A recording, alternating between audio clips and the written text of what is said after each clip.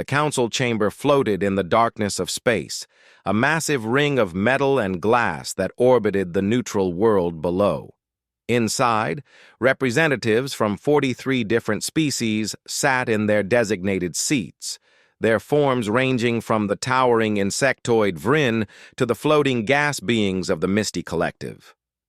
The air recyclers worked overtime to maintain the dozens of different atmospheric requirements, creating subtle zones of breathable air for each delegate. Daiho stood at the central podium, his four arms gesturing emphatically as he spoke. As a Vryn, his exoskeleton gleamed under the chamber lights, and his compound eyes could see every face in the audience simultaneously. He had prepared this speech for months, gathering evidence and building support among the other species. "They take what they want," Daiho said, his translator converting his clicking speech into the common tongue. "Human colony ships appear in systems we have already claimed. When we protest, they smile and ignore us. When we enforce our borders, they call us aggressive. They have expanded into 17 disputed territories in the last decade alone." Murmurs of agreement rippled through the chamber.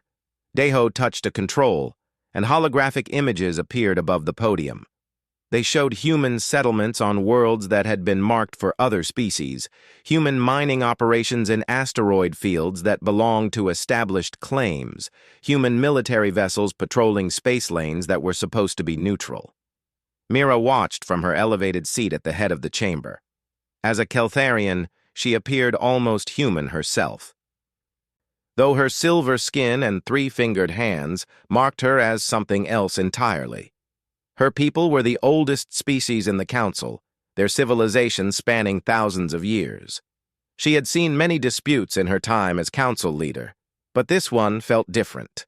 There was real anger in the chamber, real fear. "They are too strong," another delegate called out. "Their military grows every year. Their weapons become more powerful. Soon they will be strong enough to challenge any of us directly." Daiho nodded, his antennae waving in agreement. "That is exactly the problem.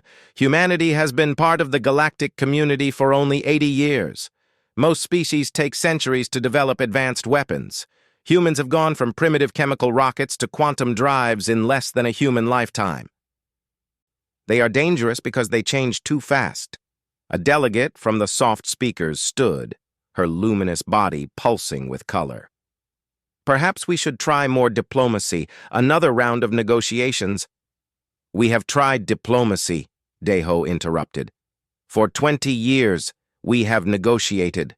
For 20 years, humans have nodded and smiled and done exactly what they wanted anyway. Their ambassador makes promises, and their colonies break them. They cannot be trusted to follow our rules."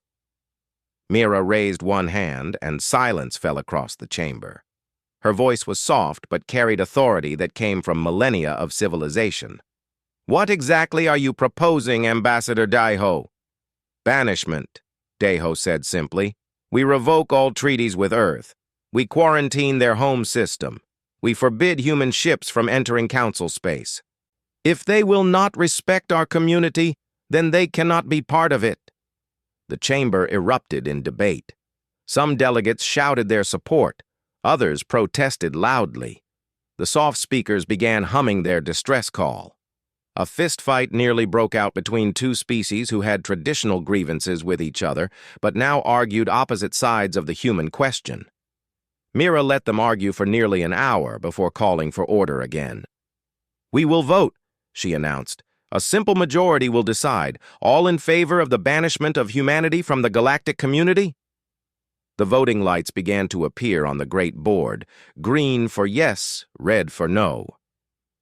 Daiho watched anxiously as the numbers climbed. Green, green, green, red, green, green, red. The pattern continued as each delegate registered their choice. When the final count appeared, Daiho felt a surge of triumph. 38 votes for banishment, only 5 against. The human delegation, watching from their special gallery, sat in stunned silence. "The motion passes," Mira said quietly. Humanity is hereby banished from the galactic community. All treaties are void. All trade agreements are canceled. All human vessels have 30 standard days to leave council space. After that time, any human presence will be considered an act of war. The human delegates left without a word. Daiho watched them go, feeling satisfied. Finally, someone had stood up to human expansion. Finally, the galaxy would be safe from their aggressive growth. 3 months later, Commander Hyunwoo led the enforcement fleet toward Earth. His ship was a massive Vryn battlecruiser, accompanied by vessels from a dozen other species. They came prepared for resistance, their weapons armed and shields raised. If humans tried to fight the banishment, the fleet would demonstrate the overwhelming power of the United Council. But as they entered the Sol system, Hyunwoo's sensor operator made a confused sound. "Commander, I'm reading no active signals from Earth." "What do you mean?" Hyunwoo moved to look at the sensor displays himself. "No communications. No orbital traffic. No defensive systems powering up. Nothing." They moved closer. Earth hung in space like a blue and green jewel, but the thousands of satellites that should have surrounded it were dark. The orbital stations were empty. The moon base showed no life signs. Mars colony was silent. Hyunwoo ordered landing parties to Earth's surface. They descended to the major cities, expecting to find humans preparing for war or perhaps a desperate defense. Instead, they found empty streets. Cars sat abandoned in traffic. Buildings were unlocked and vacant. In homes, they found meals half-eaten on tables, clothes laid out for work the next day, children's toys scattered across floors. But no humans. Not a single one. "Search everywhere," Hyunwoo ordered, his voice tight with confusion. "Check every colony, every outpost, every ship in the system." The search took 2 weeks. They found thousands of abandoned settlements across the Sol system and in the nearby star systems where humans had established colonies. Manufacturing facilities still running on automatic, ships floating in space with no crew, agricultural stations with crops ready to harvest but no farmers to gather them. In every location, the pattern was the same. Humans had been there recently, perhaps only days before. Then suddenly they were gone. No bodies, no signs of violence, no distress signals, no explanations. Hyunwoo sent his report back to the council with hands that shook slightly. "Humanity has vanished. We don't know where they went or how they left. It's as if billions of humans simply ceased to exist overnight." Back in the council chamber, Mira read the report 3 times before she believed it. Around her, delegates argued and speculated. Some thought it was a trick. Others believed humans had found a way to hide. A few wondered if some terrible weapon had destroyed them all without leaving evidence. But Daiho, sitting in his delegation seat, felt cold certainty growing in his chest. They had voted to banish humanity. But humanity was already gone. And somehow that was far more terrifying than any military confrontation would have been. Jiwon stared at the empty human house and felt her skin prickle with unease. She was a Keltharian scientist, trained to observe and analyze, but nothing in her education had prepared her for this. The house looked perfectly normal, furniture arranged neatly, pictures on the walls showing a human family smiling, a pet's water bowl still half full on the kitchen floor.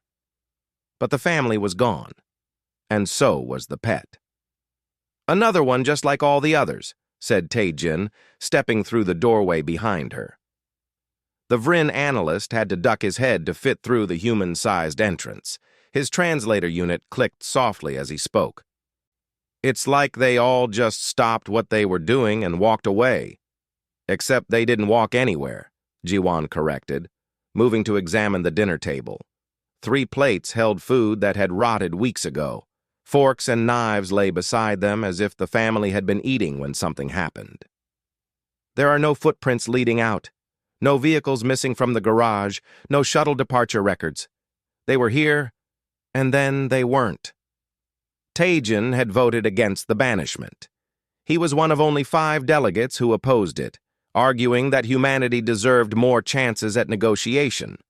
Now he had volunteered for the investigation team, hoping to understand what had happened to the species he had tried to defend. "Council Leader Mira wants answers," Taejin said. "The other species are getting nervous. If something could make billions of humans disappear, could it happen to us too?" Ji-won moved through the house systematically, scanning everything with her handheld device. The readings showed nothing unusual. No radiation, no exotic particles, no signs of any weapon or technology that could explain a mass disappearance. She had examined 50 other human homes and found the same results each time. They left the house and returned to their shuttle. Their investigation had taken them across Earth and to a dozen colony worlds. Everywhere the pattern repeated. Recent abandonment, no signs of struggle, no indication of where the humans went. "What about their data centers?" Ji-won asked as they lifted off. "Have we checked what information they left behind?" Taejin's antennae drooped in a gesture of confusion. "That's the strange part. The data centers are running, but they're empty. Or rather, they've been systematically cleaned. Every archive, every historical record, every piece of cultural information has been copied and then removed. The only things left are basic operational systems for their automated facilities. Someone took their entire civilization's knowledge with them," Ji-won said softly. "That's not an evacuation. That's something planned." Their investigation led them deeper into human space. They visited mining stations in asteroid fields, research laboratories on distant moons, and terraforming projects on new worlds. Each location was abandoned, but maintained the same eerie quality of recent occupation. It was at a deep space research station that they found their first real clue. The station orbited a black hole, far from any inhabited system. Human scientists had been studying exotic physics here, running experiments that pushed the boundaries of understood science. Ji-won and Taejin entered the station carefully. Emergency lighting cast strange shadows through the corridors. The station's systems were still operational, powered by the energy collectors that harvested radiation from the black hole's accretion disk. They found the main laboratory sealed behind multiple security doors. It took Taejin 2 hours to bypass the locks using his military access codes. When the door finally opened, they stepped into a vast chamber filled with equipment that neither of them fully understood. At the center was a massive device that looked like a ring standing on edge, easily 20 meters in diameter. Strange symbols covered its surface, equations that seemed to shift and change when Ji-won looked at them directly.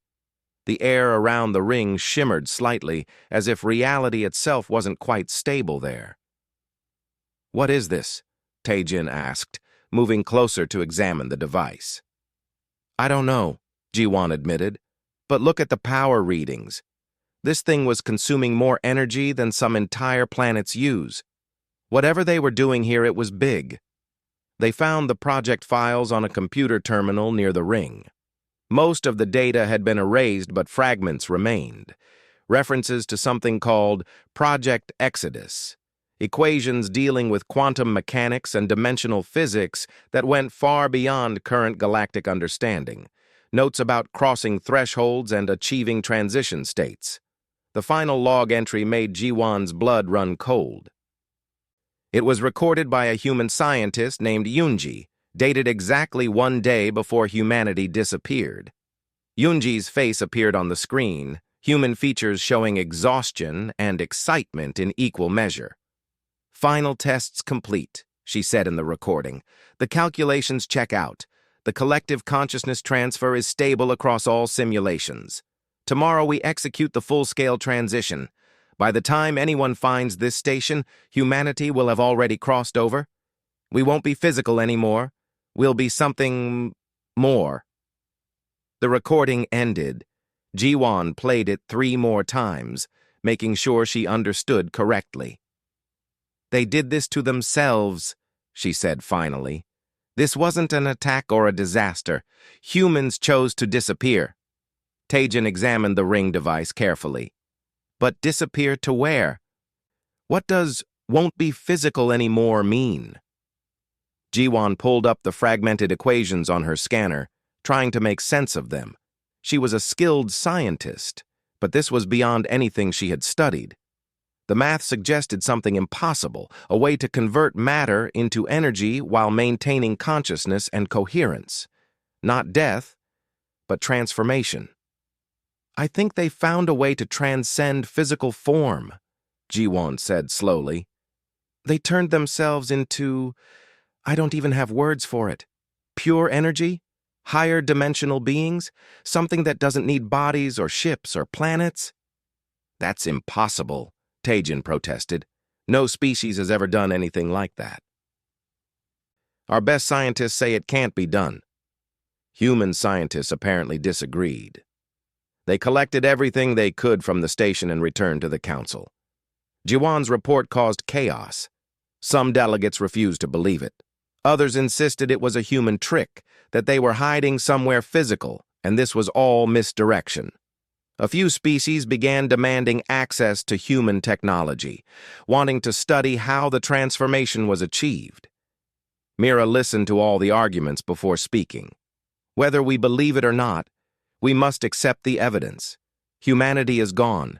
They planned their departure, and they left behind no way for us to follow or contact them." Daeho sat in his seat, feeling sick. He had pushed for the banishment, convinced that humans were a threat. Now it turned out that humans had been working toward leaving anyway. The banishment vote had been meaningless. They had thrown humans out of a community that humans were already planning to leave. "What do we do now?" someone asked. Mira looked tired, older than her thousands of years. "We move forward. We divide human territory among the species who want it. We try to understand the technology they left behind. And we wonder if we'll ever know the truth about where they went." But privately, Jiwon couldn't shake a feeling of dread. Humanity had spent enormous resources on Project Exodus. They had worked on it in secret for who knew how long. They had considered transcending physical reality worth abandoning their homeworld and everything they had built. What had they known that made them willing to give up everything? What had they been running from or running toward? And most troubling of all, why hadn't they warned anyone else? Soman sat in her small office aboard the research station, staring at data that made no sense. She was a junior astrophysicist, fresh from Keltharian Academy, and she had been assigned the boring job of monitoring deep space sensor arrays. Most days, she cataloged distant supernovas and tracked asteroid movements. Nothing exciting ever happened, until 6 months after humanity disappeared.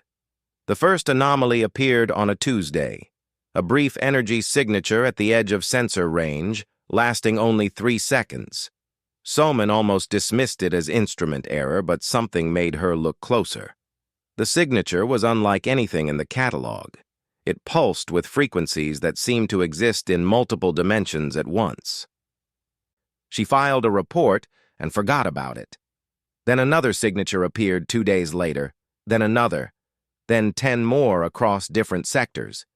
Each one lasted only seconds, but they were all identical in structure. Something was out there, appearing and vanishing too quickly to get a clear reading. Soman began collecting all the data points, plotting them on a star map.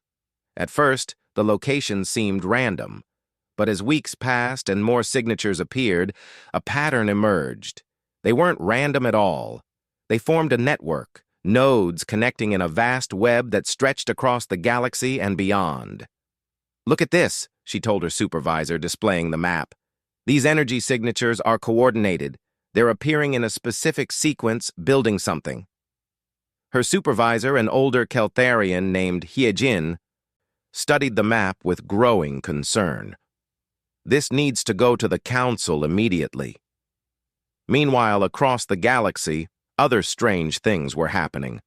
A mining colony on the frontier reported seeing impossible structures, massive crystalline towers that appeared in the sky for exactly 30 seconds before vanishing. The miners managed to capture images before the towers disappeared. The structures seemed to glow with internal light and were covered in mathematical symbols. Similar sightings occurred on a dozen other worlds, brief appearances of things that shouldn't exist, buildings that defied physics, machines with no clear purpose, all appearing and disappearing within seconds, as if testing something or preparing something. The Galactic Council called emergency sessions. Fear spread among the member species. If something could make humanity vanish and now was creating strange phenomena across the galaxy, what did it mean for everyone else? Soman continued her analysis, working 18-hour days to understand the pattern. She developed new algorithms to predict where the next signatures would appear. She was right 70% of the time, which proved the signatures weren't random, but were following some kind of schedule or plan. One night, exhausted and surviving on stimulants, Soman had a breakthrough. She overlaid the energy signature network with known human colony locations and felt her breath catch. Every major human settlement had been located at a point that now showed energy signatures. The network wasn't built around the galaxy's natural structures. It was built around where humans had been. "They're still here," Somin whispered to herself. "They didn't leave. They're just existing in a different state." She presented her findings to the council. Mira listened carefully, her silver face showing concern. "You're saying humanity transformed into these energy patterns?" "Not exactly," Soman explained. "I think they exist in higher dimensions now. What we're seeing are just the points where they intersect with our three-dimensional space. Like shadows, except in reverse. We're the shadows to them now." Deho stood from his seat, his voice sharp. "If this is true, what are they doing? Why are they building this network?" "I don't know," Soman admitted. "But I do know this. Whatever they're constructing, it's massive. It spans the entire galaxy and extends into regions we've never explored. And based on the pattern's growth rate, they'll finish it in approximately 5 years. The revelation caused panic in some quarters. The Vryn Empire began building military defenses, convinced humanity would return as conquerors. Other species tried to make diplomatic overtures, broadcasting messages hoping transcended humans could hear them. A few species began their own research into transcendence, hoping to follow humanity's path. But the greatest impact was economic. Human trade had formed the backbone of galactic commerce. Human manufacturing had supplied goods to dozens of species. Human ships had connected distant systems. With humanity gone, trade networks collapsed. Prices skyrocketed for goods that humans had produced. Several smaller species faced economic ruin. And into this chaos came the Kryn Dominion. Borum commanded the Kryn war fleet from her flagship, a massive dreadnought bristling with weapons. The Kryn were a warrior species, aggressive and expansionist, but they had been held in check by a careful balance of power. The Vryn and humans had worked together to contain Kryn expansion, forcing them to respect borders and treaties. Now humans were gone, and the Vryn were building defenses against transcended humanity instead of watching the Kryn. Borum saw opportunity. "The council is weak," she told her officers. "They're afraid of human ghosts while real territory sits undefended. We take it now, before anyone else does." The Kryn fleet swept into former neutral zones. They seized mining operations and agricultural worlds. When the council protested, Borum ignored them. When smaller species tried to defend their claims, the Kryn crushed them easily. Deho watched the reports with growing horror. He had pushed for humanity's banishment, believing it would make the galaxy safer. Instead, he had destroyed the balance of power. The Kryn were expanding unopposed. Trade was collapsing. Dozens of species faced economic or military disaster. "We need to stop them," Taejin said during a council meeting. "The Kryn are violating a dozen treaties." "With what force?" another delegate asked. Our military is scattered. The Vryn are building defenses instead of patrolling. And who wants to risk war with the Kryn when we don't know if transcended humans might appear and do something worse? Mira called for order, but even she looked tired. We are facing multiple crises simultaneously: economic collapse, military expansion by the Kryn, and an unknown phenomenon involving humanity that we don't understand. We must prioritize. Prioritize what? Deho found himself asking. Everything is falling apart. In her office, Somin continued tracking the energy signatures. She noticed something new. The signatures were growing stronger, lasting longer. What had been 3-second pulses were now 10 seconds, 20 seconds, a full minute. Whatever humanity was building, it was becoming more stable, more present in their dimension. She also noticed something else. Several times, energy signatures appeared in systems where the Kryn were attacking. The Kryn ships would suddenly suffer systems failures, their weapons shutting down, their navigation going dark. Then the signatures would vanish, and the ships would recover, but whatever battle they had been fighting was over. Humanity wasn't just building something, they were watching, and occasionally they were interfering. Somin wrote a report suggesting that transcended humanity might still care about what happened in physical space. Maybe they hadn't abandoned the galaxy completely. Maybe they were protecting certain species or maintaining some kind of order. But if that was true, why didn't they just appear and explain themselves? Why communicate through brief energy pulses and mysterious structures? What were they waiting for? The questions kept Somin awake at night. She had dedicated her life to understanding the universe. But now the universe had become stranger than any theory could explain. Humanity had transcended physical reality, leaving everyone else behind to deal with the consequences. And somewhere in those higher dimensions, humanity was building something vast and incomprehensible. In 5 years, whatever they were creating would be complete. Somin looked at her star maps covered in glowing data points and wondered if anyone in the galaxy would be ready for what came next. The mining colony on Frontier Station 7 had been expecting death for 3 hours. Nari, the colony administrator, sat in the command center watching the Kryn warships approach on her sensors. Her people were miners, not soldiers. They had cutting tools and excavation equipment, nothing that could stop a military fleet. "How long until they're in weapons range?" she asked her deputy. 20 minutes, he replied quietly. "Should we evacuate?" Nari shook her head. "Where would we go? Our transport ships are too slow. The Kryn would catch us before we reached the jump point." The colony held 400 miners and their families. Most were Keltharians like Nari, but there were also Vryn, soft speakers, and members of a dozen other species. They had been working together peacefully for 5 years, extracting valuable minerals from the asteroid field. Now the Kryn wanted their operation, and the Kryn didn't believe in sharing. Nari had sent distress calls. The Council had responded with sympathetic messages, but no ships. Everyone was stretched too thin. The Kryn were attacking targets across the frontier, and there weren't enough military vessels to defend them all. Frontier Station 7 was simply unlucky. "Get everyone to the inner shelters," Nari ordered. "Maybe we can survive the initial bombardment." Her deputy rushed to carry out the orders. Nari stayed at her station, watching the Kryn ships grow larger on her screens. She thought about sending a message to her family on the Keltharian homeworld. But what would she say? Goodbye? It seemed too final, too much like giving up. The Kryn fleet consisted of 6 warships, more than enough to obliterate the small mining colony. Their commander, Boram, had built a reputation for ruthless efficiency. She didn't negotiate. She didn't accept surrenders. She simply took what she wanted.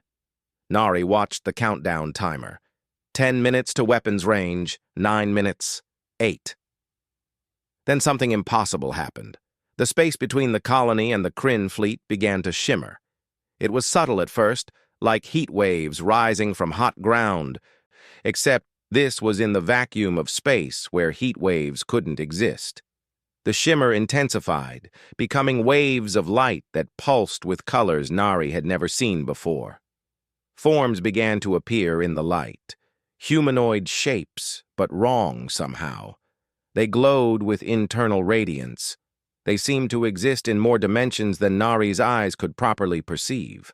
Looking at them made her head hurt, as if her brain was trying to understand something it wasn't built to comprehend. "What is that?" her deputy asked, returning to the command center. "I don't know," Nari whispered. One of the glowing forms moved forward, separating from the others.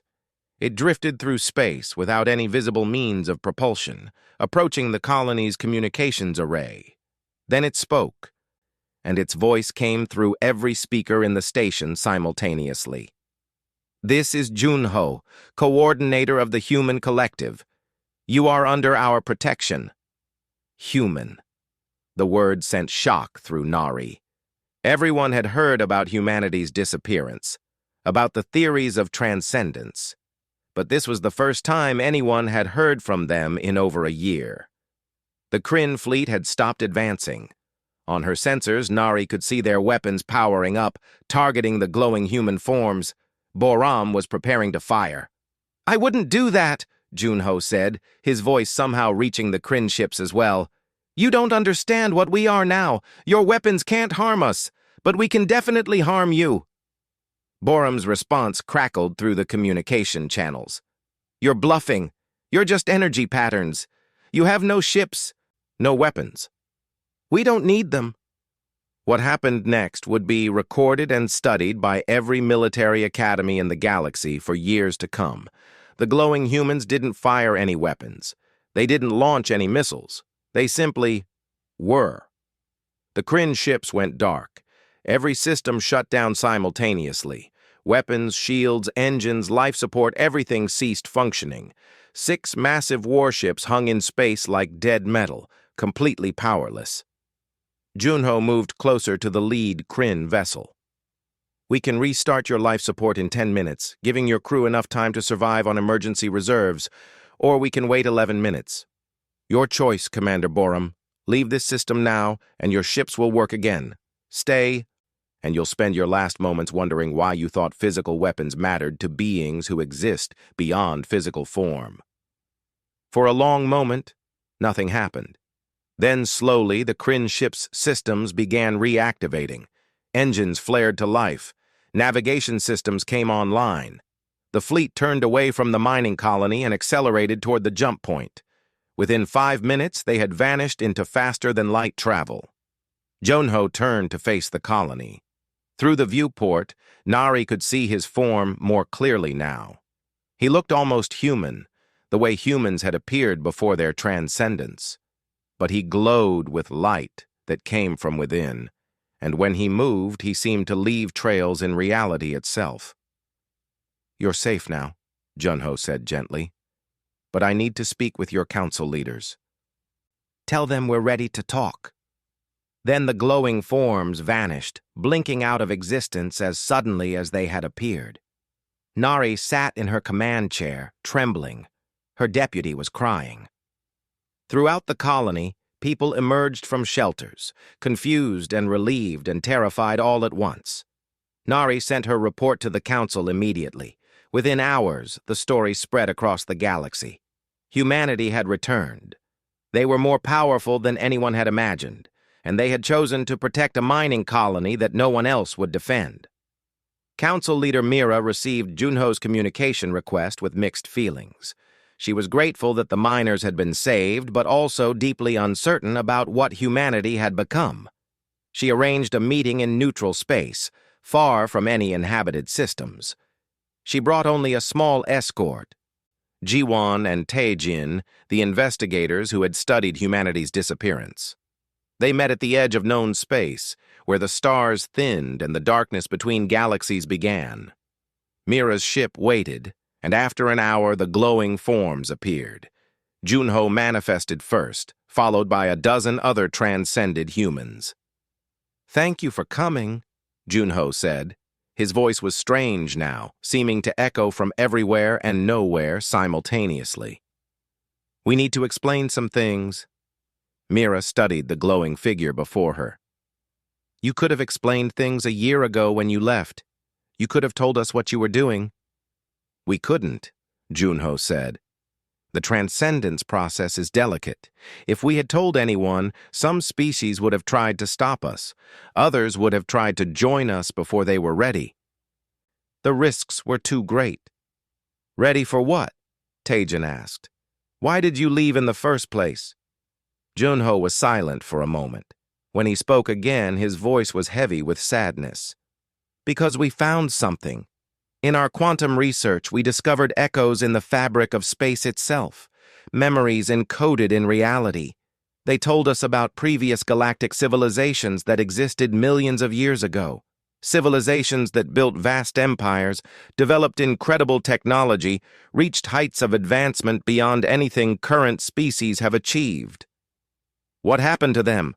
Jiwan asked, though part of her already knew the answer would be terrible. "They were destroyed, every single one. Every million years, something comes to this galaxy. We call them the Devourers, though that's not really what they are. They're beings from between dimensions, entities that feed on advanced civilizations. They wait until a civilization reaches a certain threshold of development, then they consume it. Everything.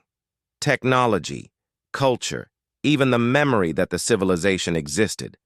They leave nothing behind." Mira felt her blood go cold. "You're saying this has happened before? Multiple times?" "At least 20 times that we found evidence for. Probably more. The Devourers are patient. They let civilizations grow until they're at peak development, then they harvest everything. And according to our calculations, they're coming back now. You have 5 years, maybe less." The silence that followed was absolute. Tajan finally spoke, his voice shaking. "Why didn't you warn us? Why didn't you tell the council?" "Because the only way to survive is to transcend," Junho explained.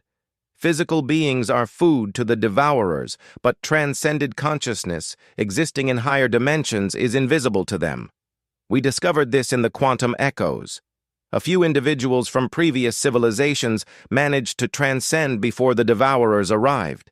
They survived, existing in higher dimensions while their entire species was consumed."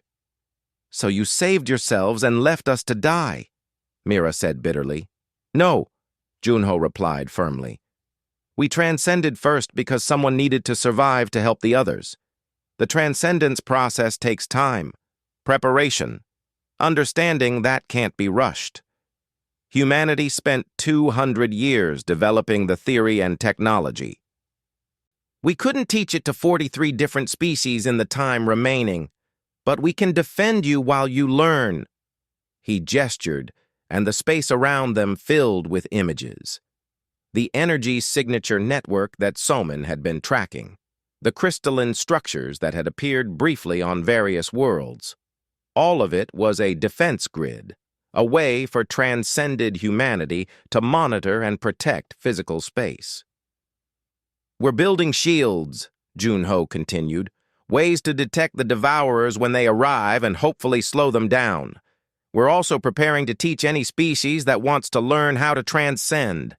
It won't be fast enough to save everyone, but we can save some. And we can fight to buy time for the others." "Why should we believe you?" Mira asked. "This could all be an elaborate deception." Junho's form pulsed with sad light. "Because in 5 years or less, you'll see the Devourers with your own eyes, and then you'll wish you had believed us sooner." 3 years after Junho's warning, the Devourers arrived at the Galactic Rim, and they were worse than anyone had imagined. Minho floated in his transcended form above the bridge of the Keltharian flagship, coordinating the defense.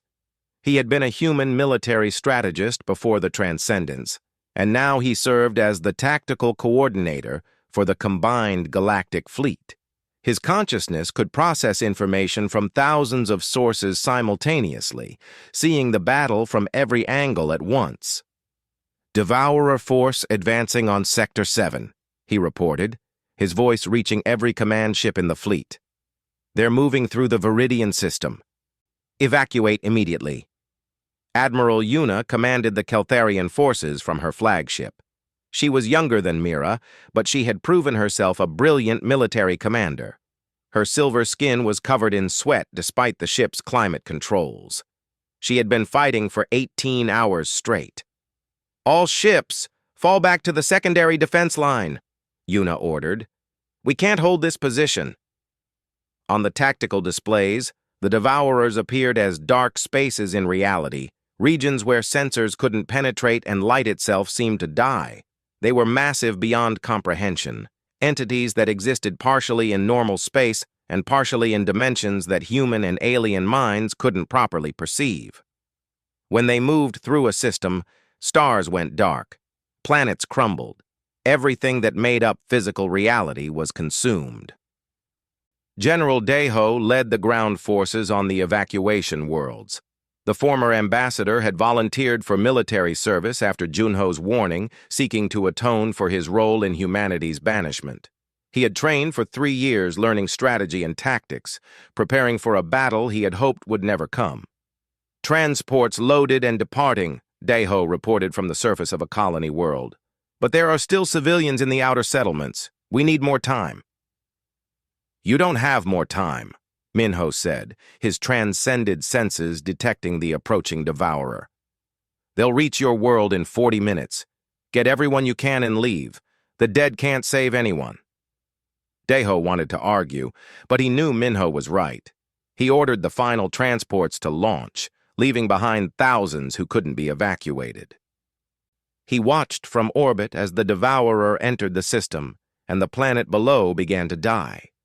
The battle had been raging for months. The Devourers had appeared at the edge of the galaxy and begun moving inward, consuming everything in their path. Dozens of inhabited systems had already fallen. Billions of beings had died or fled before the advancing darkness. But the galaxy fought back. For the first time in recorded history, every species worked together. Vryn warships flew alongside Keltharian cruisers. Kryn ground forces defended evacuation points. Even the soft speakers, who had never built weapons, contributed their unique abilities to disrupt devourer movements. And at the center of it all were the transcended humans, fighting in ways that physical beings could barely understand. Junho appeared on the bridge of Yuna's flagship, his glowing form casting strange shadows. "The main devourer force is splitting. They're going to attack 3 systems simultaneously." "We can't defend 3 systems at once," Yuna said, exhaustion in her voice. "We barely have enough ships to hold one." "You defend the 2 you can save," Junho replied. "We'll handle the 3rd. He vanished, and across the galaxy, thousands of transcended humans moved into position. They had learned to fight the Devourers in the higher dimensions where physical weapons couldn't reach. It wasn't destruction. They couldn't kill something that was barely alive in any way that made sense.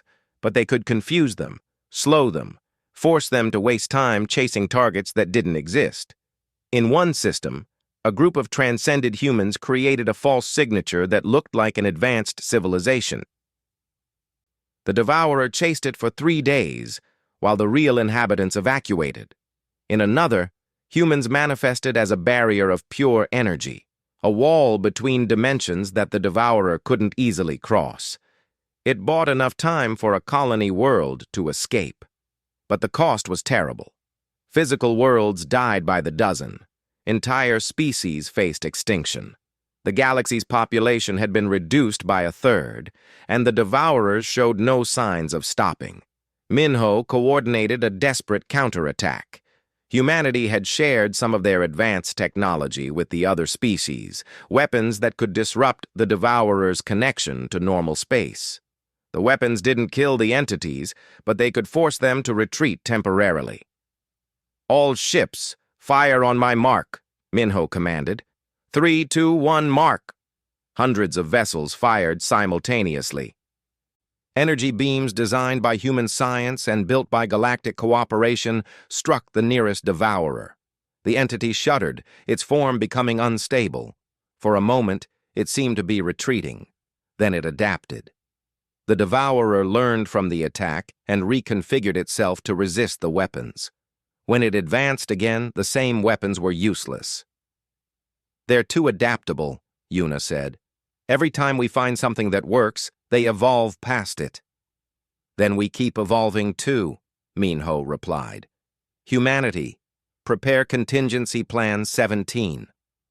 Across the battlefield, transcended humans began to merge their consciousness, combining their individual awareness into a collective entity more powerful than the sum of its parts. It was dangerous, risking their individual identities, but it was necessary. The merged human consciousness manifested as a being of pure light, larger than a planet, radiating power that made sensors scream. It moved to intercept the lead Devourer, and when they collided, reality itself seemed to crack. The battle between transcended humanity and the Devourer took place across multiple dimensions. Physical observers saw flashes of impossible colors, heard sounds that shouldn't exist in vacuum, felt reality bend and twist. The fight lasted 30 seconds in normal time, but years in the higher dimensions where both entities truly existed. When it ended, the Devourer retreated, not destroyed, but damaged enough that it would take time to recover. The merged human consciousness separated back into individuals, each one exhausted beyond measure. Junho appeared on Yuna's bridge again, his glow dimmed and flickering. "We can't do that many more times. Merging risks losing ourselves permanently." "How many Devourers are there?" Yuna asked. "We've counted 17 so far, but there could be more." Daiho's voice came over the communication channel. "Then what do we do? We can't fight 17 of those things. We can barely fight one." Minho analyzed the tactical situation. They had slowed the Devourers, but not stopped them. Every day brought new losses. At the current rate, the galaxy would be consumed within 2 years. "We need to buy time for transcendence training," Minho said. "Junho, how many species have successfully transcended individuals?" 3 species have had successful test subjects, Junho replied. "The Keltharians, the Vryn, and the Soft Speakers. But full population transcendence will take decades for most species. Then we defend long enough to give them those decades," Minho said simply. "We make the Devourers pay for every system. We evacuate who we can and teach who we can.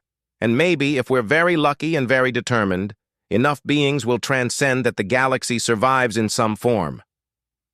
A new alert appeared on the tactical display. Another Devourer had been detected, this one approaching from an unexpected angle. It was heading toward the Council homeworld. "All available forces converge on Sector 9, Yuna ordered. "We cannot let them take the homeworld." Ships from a dozen species changed course. Transcended humans moved through higher dimensions. Ground forces prepared for evacuation. The Council homeworld held billions of beings and served as the center of galactic civilization. Losing it would break morale and potentially shatter the alliance. Mira watched from the Council chamber as the defense fleet assembled in orbit above her world. She was old now, her silver skin showing the stress of 3 years of constant crisis. But she stood straight, refusing to show fear. "Council leader," Junho said, appearing beside her, "you should evacuate." "I'll evacuate when everyone else does," Mira replied. "I voted to banish humanity once because I was afraid. I won't run and hide now while others fight." Junho's form brightened with respect. "Then we'll make sure you survive to see victory." The battle for the Council homeworld lasted 6 days. It was the largest engagement of the war, with thousands of ships and hundreds of transcended humans fighting a single massive Devourer. The entity was larger than any they had faced before, and it seemed to learn faster, adapting to each tactic almost immediately. They lost 300 ships. 2,000 transcended humans sacrificed their individual identities to merge into a protective barrier. 50 billion beings were evacuated before the defense line broke. But they held. The Devourer was damaged and driven back. The Council homeworld survived, scarred but intact. In the aftermath, as medical ships tended to the wounded and engineers began repairs, Minho gathered the command staff for a briefing. Yuna attended, along with Daiho, Junho, and several other leaders. "We're winning individual battles," Minho said, "but we're losing the war. We can't keep this up." "What are our options?" Daiho asked. Junho answered. "We've been working on a massive project, a collective transcendence field that could help entire populations transcend simultaneously instead of one individual at a time. But it requires enormous power and perfect coordination, and if it fails, it could kill everyone in range." "How long until it's ready?" Yuna asked.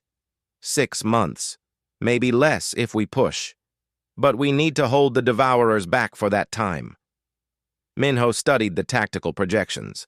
6 months of fighting at this intensity would cost millions more lives, but it was the only path to survival. "Then we hold," he said. "We make the Devourers fight for every system, and we pray that 6 months is enough.